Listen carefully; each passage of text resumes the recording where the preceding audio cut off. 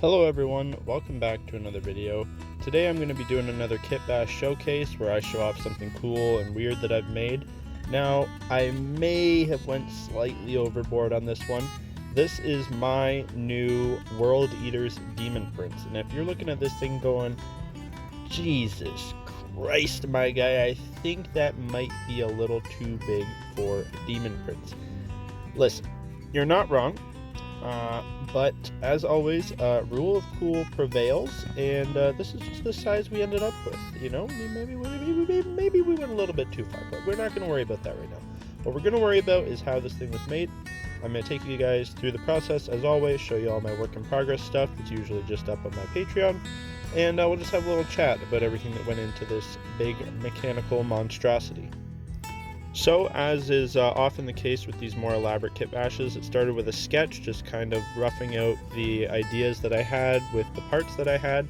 So basically I've had this Defiler kit bash forever sitting around, and I really like it, and apparently a lot of other people liked it too. It did pretty well on social media and whatever. But it always kind of bugged me that it didn't have the right kind of proportions for a Defiler. I like my kit bashes to match the base model pretty well.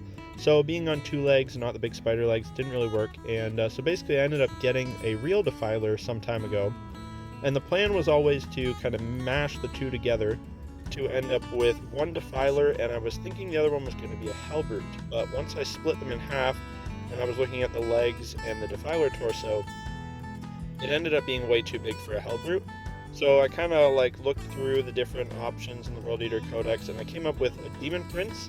And basically my idea was that this was like a dreadnought on steroids. So you had like a critically wounded World Eater, just too fucking angry to die, but for whatever reason, maybe as like a sick joke or whatever, Khorne would not promote him on his own. So he said, fuck it, World Eater's Tech Marines, let's see what you got.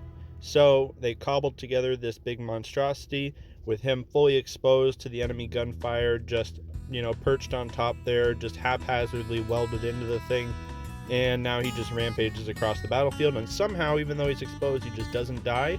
So maybe that's an indication that he is actually blessed by Khorne, just not in the way that he thought that he would be. So what do we got for parts on this thing? Well, the legs are mainly the legs from a Thanatar Siege Automata. They are a big Mechanicus robot from 30k. I had to do some reposing to get it in that running pose that you see. I did that long ago. You can check out this other video where I went more in depth on that. But yeah, basically those are the legs from that.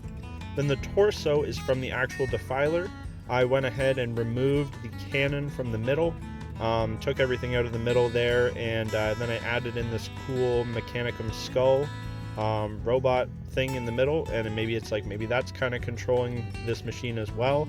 I added in a light bar from a Gene Stealer truck. They're little like rigged mining vehicles that they have. It's an extra from that. We've got the skull is from the Forge World smaller knights. The little knight armatures they have, that's from there. Then we've got a couple tentacles. Those are from either the Hellbrute or the Mauler Fiend. I've added a chain sword to the end of the one just for fun. The big arm is a part of the Defiler main claw that I had to split apart, and then the hand and the axe are from the fantastic, what's his name?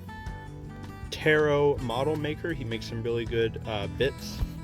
So yeah, the chain axe and the hand are from him. Now I originally had just went with the full claw, as you can see here from these work in progress pictures, but it just seemed a little bit too orky to me.